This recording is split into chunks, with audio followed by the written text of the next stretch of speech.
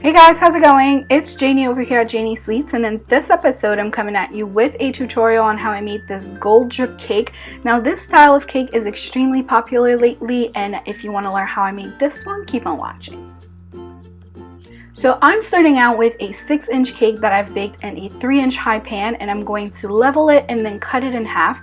And I'm doing the same thing for my 8-inch cake. So I've baked 2 8 inches and 2 6 inches, and I'm cutting them both in half so that I'm left with 4 layers of cake each.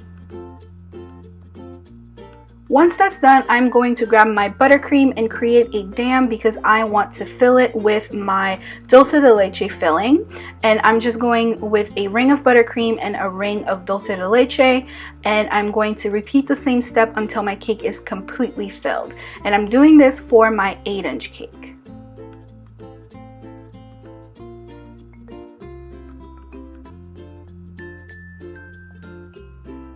Now once my cake is completely filled, I am using my same buttercream and completely crumb coating and icing the cake smooth. This buttercream recipe is my easy meringue buttercream. I have a video tutorial on how I made it, so if you're interested in learning how to, you can click on the annotation below and it'll take you to that video. Otherwise, any buttercream will do. So just use your bench scraper and your spatula and continue to ice the cake smooth. Once I'm done with that, I'm going to pop it into the refrigerator and start with my 6-inch cake. Now for my 6-inch cake, I am going to create a dam around the cake, but this time I'm using my passion fruit curd. If you want to learn how to make passion fruit curd, let me know in the comment section below and I would be happy to make a video for you. But again, you can use whatever filling you want as long as you dam the outside of the cake. Now once that's completely covered, I'm going to use my spatula again and my bench scraper to completely ice the entire cake.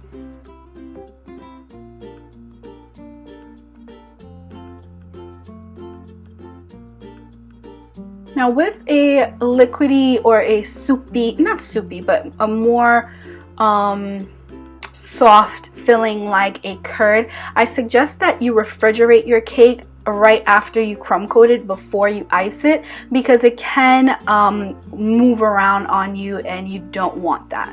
So definitely refrigerate before you ice it smooth. But once you're done, just pop it into the refrigerator and then grab your bigger cake, and I'm going to dowel it with some fat bubble tea straws. So nothing to it, just pop the straws on there and then cut it flush to the cake and then push it right back in. Now I'm using a piece of parchment paper before I place my smaller tier on, because I've spoken about this before. Once you lift off the board, it tends to come out with the entire icing underneath, so you don't want that. So in the meantime, I have melted some white chocolate ganache in the microwave, so that's 2 parts chocolate and 1 part heavy cream, and then I'm going to pipe it all onto the cake.